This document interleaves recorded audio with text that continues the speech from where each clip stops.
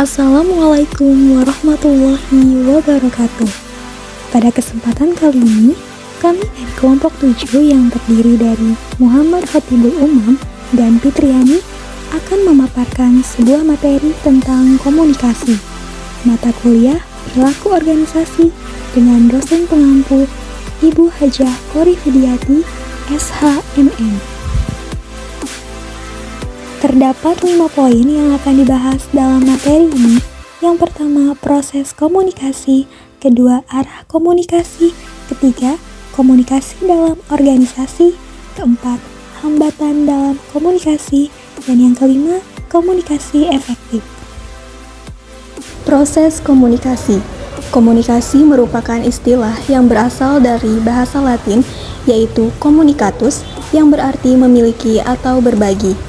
Secara sederhana, komunikasi adalah proses penyampaian pesan oleh komunikator kepada komunikan melalui media yang menimbulkan dampak tertentu. Proses komunikasi yaitu sebuah proses yang berkaitan dengan bagaimana suatu pesan yang disampaikan komunikator mampu diterima oleh komunikan. Proses komunikasi merupakan salah satu cara yang sangat diperlukan untuk menekankan fakta bahwa komunikasi dianggap sebagai salah satu cara penting untuk menyampaikan pengetahuan dan pemahaman kepada orang lain. Melalui proses komunikasi, seseorang dapat mengerti suatu rangkaian keadaan lingkungannya sehingga akan mampu mengurangi tindakan yang berpotensi menimbulkan kesalahpahaman dan mendorong kejernihan pikiran serta ekspresi. Dalam proses komunikasi terdapat 4 tahapan, yaitu yang pertama, pengirim, individu yang menyampaikan informasi kepada orang lain. Ketika pengirim menyampaikan informasi kepada satu atau lebih individu, mereka perlu memastikan bahwa informasi tersebut terorganisir dengan baik. Kedua, pesan mengacu pada informasi yang dikirimkan oleh pengirim ke penerima. Ketiga, penerima adalah individu yang menerima informasi dan pesan yang disampaikan kepada mereka oleh pengirim. Keempat, umpan balik disebut sebagai kembalinya informasi tentang hasil atau bagian yang dikembalikan dari suatu proses. Umpan balik adalah ketika pengirim mengungkapkan tanggapan mereka atas jawaban atau informasi yang mereka terima dari penerima. Arah komunikasi. Yang pertama, komunikasi vertikal terbagi menjadi 2, yaitu komunikasi ke bawah. Komunikasi yang mengalir dari suatu tingkat kelompok atau organisasi ke tingkat yang lebih rendah adalah komunikasi ke bawah. Komunikasi ke bawah dapat digunakan untuk mengkomunikasikan strategi organisasi baru, menyoroti tugas-tugas yang perlu diselesaikan, atau bahkan mereka bisa menjadi rapat tim yang dijalankan oleh manajer tim tersebut. Komunikasi ke atas. Komunikasi ke atas mengalir ke tingkat yang lebih tinggi dalam kelompok atau organisasi. Ini digunakan untuk memberikan umpan balik kepada para petinggi, memberitahu mereka tentang kemajuan menuju tujuan, dan menyampaikan masalah saat ini. Arah komunikasi yang kedua yaitu komunikasi horizontal. Ketika komunikasi terjadi di antara anggota kelompok kerja yang sama, di antara anggota kelompok kerja pada tingkat yang sama, di antara manajer pada tingkat yang sama, atau di antara personil yang setara secara horizontal. Arah komunikasi yang ketiga yaitu komunikasi diagonal. Bentuk komunikasi diagonal atau yang juga sering disebut komunikasi silang.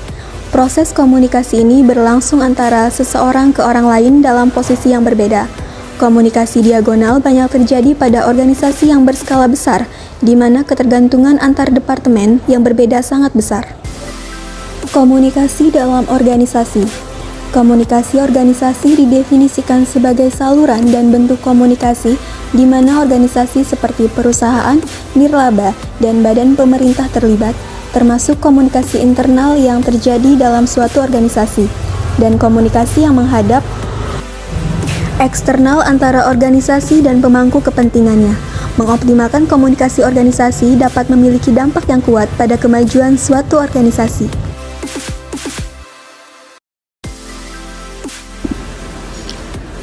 Hambatan dalam saluran komunikasi. A. Hambatan bahasa. B. Adanya masalah mental atau psikologis yang dimiliki beberapa orang. C. Pengaruh emosional. D. Hambatan budaya komunikasi. Cara mengatasi hambatan komunikasi antara lain yaitu ada 4. Yang pertama, mendokumentasikan proses komunikasi. 2. Mengenali kesenjangan dan perbedaan generasi. 3. Diversifikasi saluran komunikasi. 4. Meningkatkan konsistensi dalam komunikasi. Komunikasi efektif. Komunikasi yang efektif adalah kombinasi dari seperangkat keterampilan yang mencakup mendengarkan dengan penuh perhatian, komunikasi nonverbal, kemampuan untuk mengatasi stres dalam situasi sekarang, dan kemampuan untuk mengidentifikasi dan memahami emosi diri sendiri dan orang yang berkomunikasi dengannya. Keterampilan komunikasi tergantung pada kemampuan individu untuk mengkomunikasikan ide dan pikiran kepada orang lain untuk mengembangkan respon yang diinginkan.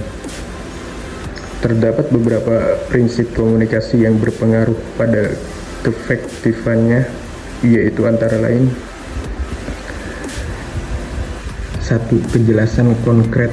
Pesan yang disampaikan harus jelas, sederhana, bermakna, mudah, tidak ambigu, dan dipahami secara umum. 2. Kelengkapan komunikasi harus mengungkapkan semua fakta yang dibutuhkan oleh audiens. 3. Conciseness. Ini memberikan pesan singkat dan perlu dalam kata-kata terbatas kepada audiens. 4. Courtesy.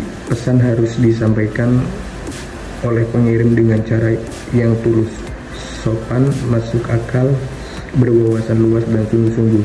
5. Kebenaran. Komunikasi harus secara tata bahasa. 6. Waktu yang tepat. Informasi harus dikomunikasikan pada waktu yang tepat. Pilihan waktu yang salah mungkin tidak memiliki dampak yang diinginkan pada penerima.